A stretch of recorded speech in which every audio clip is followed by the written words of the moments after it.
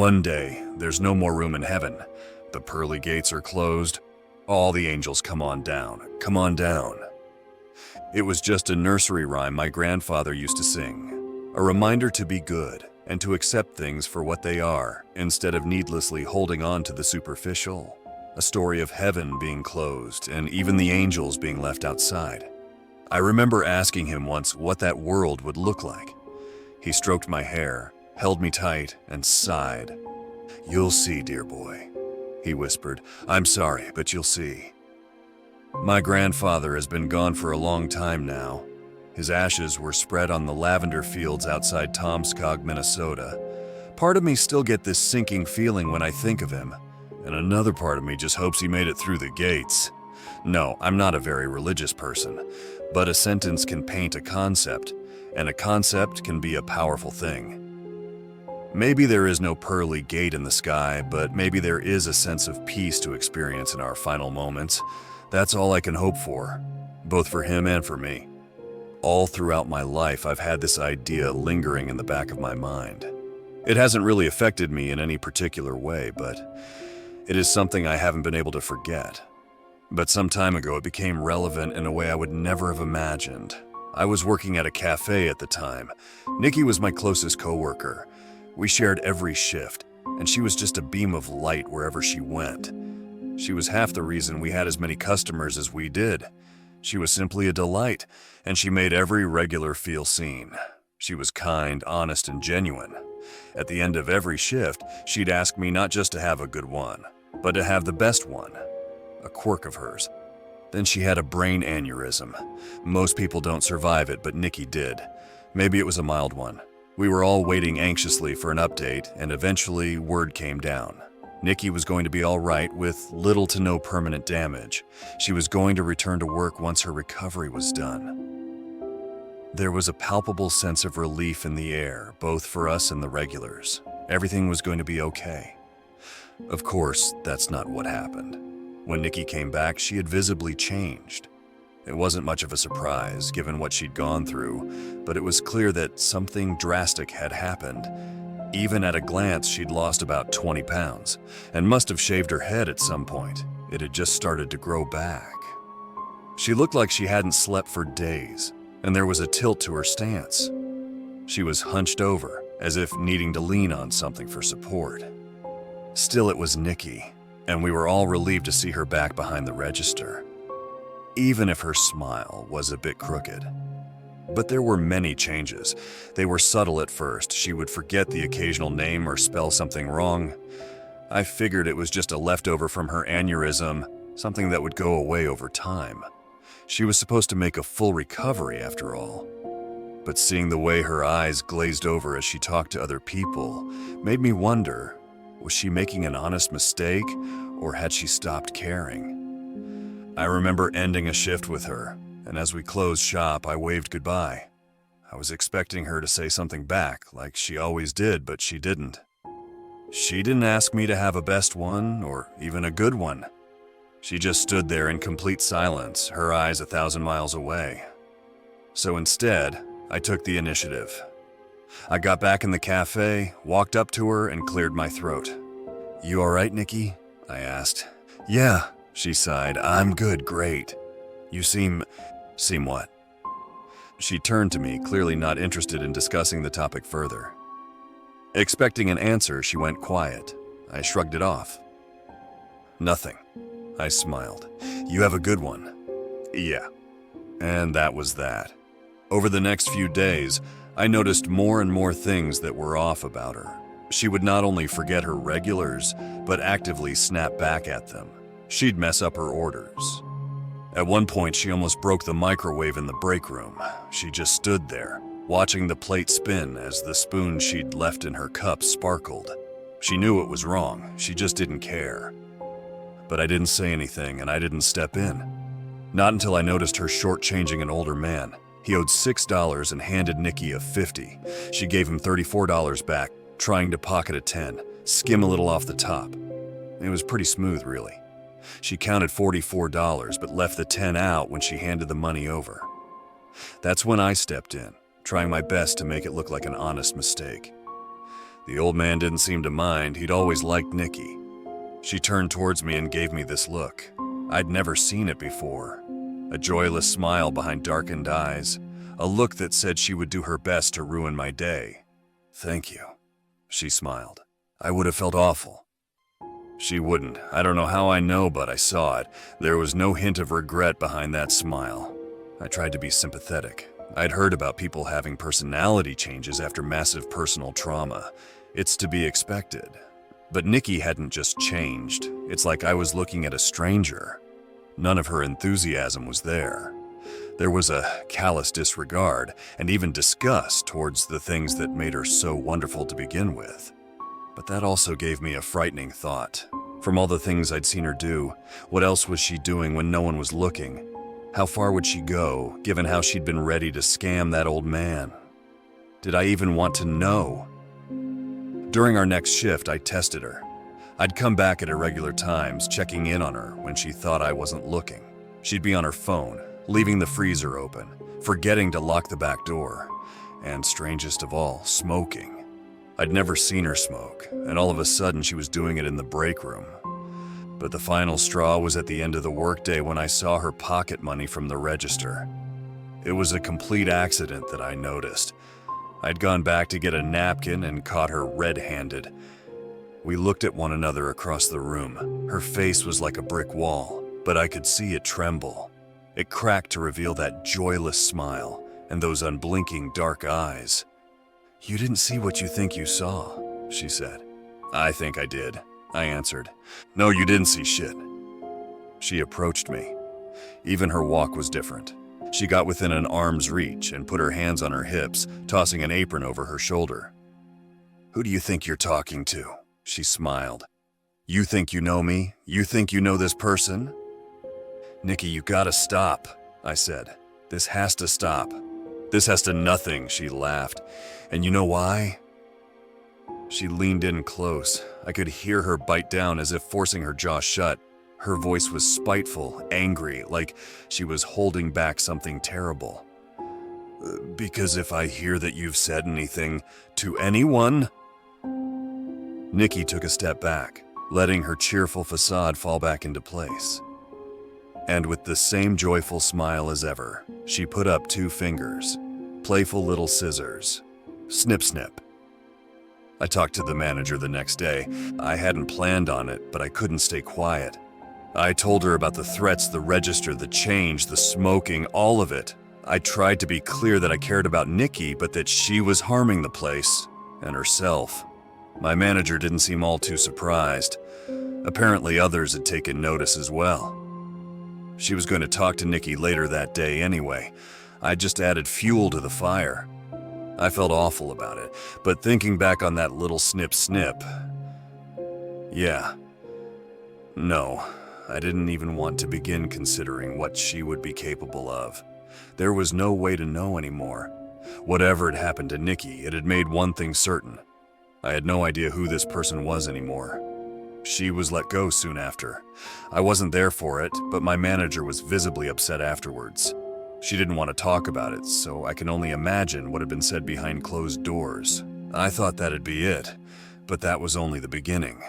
The morning of the first shift without Nicki, I was the first on site. Right outside the door was a pair of scissors neatly laid out. Next to them were a handful of sunflowers with their heads cut off. They'd been thrown to the side and left in the dirt, turning a bright blue in the process. Didn't know they did that.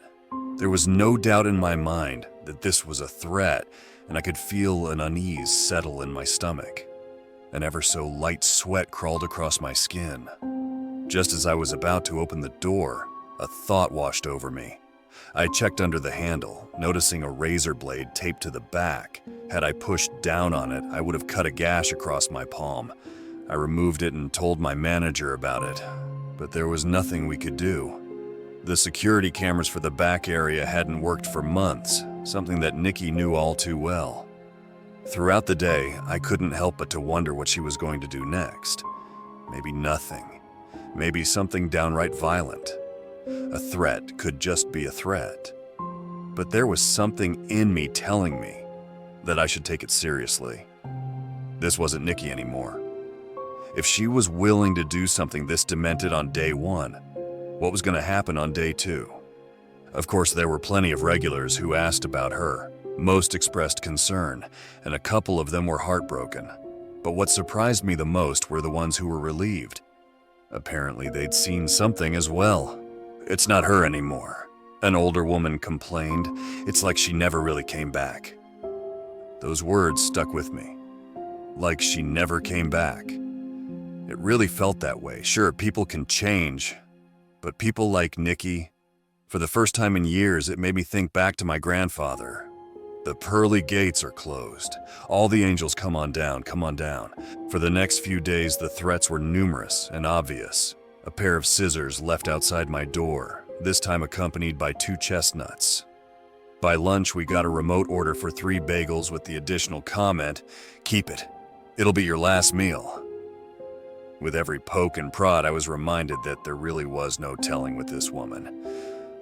So yeah, unsurprisingly, my manager got the police involved. And from there, it escalated fast. They couldn't find Nicki. Her place was an abandoned mess. Her car had been impounded after being left in the open street. Her bathroom was spattered with drops of blood, seemingly her own, and she was nowhere to be found. We managed to convince the local sheriff that a patrol car ought to come by to check on the shop every hour or so, but us who worked there seemed to be fair game. There wasn't evidence that Nicki was the one behind it, even if everything pointed to it. Still, the threats were real and treated as such, mostly. 3 days passed without any incident after that. I was beginning to calm down and maybe consider this over. There'd been no word of Nicki, and all signs pointed to her having left town. I came home from work, dropped my keys in the bowl, wiped my shoes, and locked the front door. I stashed away some groceries and grabbed a Coke, leaning against the kitchen counter. It had been a long day, and I had a chicken salad ready to make everything better. That and a guilty pleasure episode of Love is Blind. Don't judge. I stepped into the living room, ready to settle in for the night, when I noticed something. The curtains of my living room window had been moved. I never opened those curtains. I lived on the first floor. I was sitting down when I turned my head towards the bedroom door. My phone was still on the kitchen counter. I couldn't see anyone, but I held my breath. I felt like a prey animal, hoping against hope not to be noticed if I just kept still enough. But no, Nicki noticed. The sound gave her away long before I saw her. The snip-snip of a pair of household scissors, followed by that joyless, dead-eye grin peeking around the corner. I grabbed a vase from the coffee table and got to my feet. At first glance, I couldn't tell it was Nicki. She'd not only cut her hair, but parts of her face. There was a long slit in her nose reaching almost all the way up to her eyebrows. A couple more nips in her ears, as well as her lip. She didn't seem to mind. If anything, it made her smile harder. "Didn't you get the message?" She grinned. And as if to make a point, she snipped the scissors twice and advanced. It all happened so fast. She jumped over the couch, stepping on the cushions with her raw, bloody feet. She threw herself at me with complete abandon, laughing as she tumbled to the ground, tearing the curtains down as she went. I instinctively threw the vase at her and went for my phone, but there was no way I'd get the chance to call for help. She was after me. Instead, I grabbed the first thing within reach, my salad knife. It struck her in the throat. Nicki recoiled, pulling out the knife. There was a spurt of blood cast across the white and sky blue kitchen tiles. She just got a bigger smile on her face as her eyes locked onto mine. "You still don't know who you're talking to." Her voice had turned to a sickening wheeze as air escaped the hole in her throat. She fumbled her way towards me as her body struggled to stay upright. She pointed the scissors at me. "You don't know." And with that, she collapsed. I grabbed my phone, stepped over her, and tapped in the emergency service number. I was just about to press the call button when an immense pain exploded in my shoulder. Every nerve in the right half of my body felt like it had been set on fire. I dropped my phone as my fingers cramped, spinning around to see what had happened. There was a light drag coming from my shoulder. Something was stuck in it. Nicki was back on her feet as if nothing had happened, blood still pouring out of her neck. "I'm Kelly," she said in a cheerful tone, crossing her arms behind her back. "What's your name?" What? That's all I had the time to say before she attacked again. The scissors that had been lodged in my shoulder fell to the floor, and I ducked her attack to grab them. As I swung around, pushing myself up against the wall for momentum, I attacked her head on, digging the scissors into her left eye. For a second, she was quiet. Her breathing stopped. I could hear my own beating heart and see the pulse rushing through my hands. As a moment passed, she blinked, her right eye unhindered, her left eye pushing against the steel of the scissors. I pushed her away. She should be dead. I'd buried those scissors deep. "Now I'm Emmett," she said. "You should be more careful." A completely different accent and demeanor. She stood up straighter. She adjusted herself, wiping the blood off her cheek. It didn't help. She was bleeding profusely, which seemed to annoy her. She pulled the scissors out, giving me a confused look with her one healthy eye. "Are we killing one another?" She came at me again. I cut her with the shards of my broken vase. Then she said she was Morgan. I cut her with the broken glass from a fallen portrait, and all of a sudden she was Lillian. I don't know how many times she cut me back. My arms got cut to ribbons, and she managed to get a slice across my cheek that just barely missed going into my ear. I stabbed her over and over with everything I could find, taking out her eyes, throat, heart, lungs. Her stomach looked like a knife block, and still she was coming at me. "I'm Roy," she gargled. "You're gonna love me." She seemed to literally grow. Her arms extended, her legs bending at unnatural angles, snapping to attention as her bones settled into her sockets. She ripped off the power cable from a nearby lamp, biting it loose. She didn't care that it cost her 3 teeth. She wrapped the cable around her hands, ready to strangle. Another tooth drooled its way out of her mouth as I was cornered in the bedroom. I tripped over a chair I'd kept by the bed, breaking it. An old wooden chair that pretty much came with the apartment. I ended up on my back, looking up at Nicki as she came at me with a childlike enthusiasm. A blood-dripping tongue panting with enthusiasm. I managed to get under the bed, but she wrapped the cable around my foot, dragging me back out, kicking and screaming. She was squeezing my ankle so hard I thought it was gonna pop off. Then a siren. The neighbors must have called the police. As Nicki turned her head, I grabbed a chair leg. Heaving myself forward, I managed to get a solid smack across her jaw, causing her to topple over. Pressing my advantage, I crawled on top of her, smacking her with the chair leg over and over and over. "I'm Mark," she'd say. "I'm Hannah. I'm Benny. I'm Nora. I couldn't stop, and neither could she. She kept coming back. Even after the structure and musculature of her face turned to mush, she kept going, long after her words had turned to sounds. I dropped the chair leg. She was barely even twitching, making some ungodly gagging noise. I didn't even notice I was screaming. Maybe I'd been screaming that whole time. It's as if a soul settled back into my body, bringing my actions into perspective. I'd been beating her to death, but death just... it wouldn't come. I could hear sirens coming closer as I wept.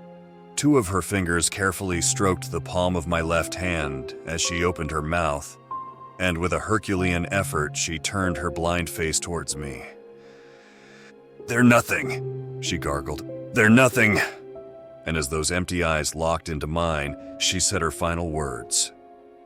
"Come on down." The police broke down the door and pulled me away. I barely even remember where they took me. I was so dissociated that I only remember the lights. A dark corridor, a bright ambulance, a flashlight checking my eyes, distant voices, introductions. I'm nurse this, I'm doctor that, officer, sheriff, all asking 1,000 questions at once. And only one stood out. "Do you understand?" And no, I didn't. They ruled it as a psychotic self-defense episode brought on by harassment and mania. There were investigations, evaluations, sessions, everything. I think there was a Dr. Bogan somewhere in there. It passed in a blur. I don't think I could think straight. For well over a month after that attack, it's like It uprooted something deep and disturbing within me, but over time, well, what else can you do but to live? That's what I did. Now people know me around town as the guy who survived a home invasion brought on by some kind of stalker woman. I'm okay with that narrative. I don't want to consider what they really ought to call me. What even am I? What was she? I have to stop calling her Nicki. Nicki was long gone. Maybe she never came back to begin with. The scars are still there, but they don't bother me anywhere near as much as those final words. As that eyeless face looked my way, choosing the words that I know only one person would pick. Come on down.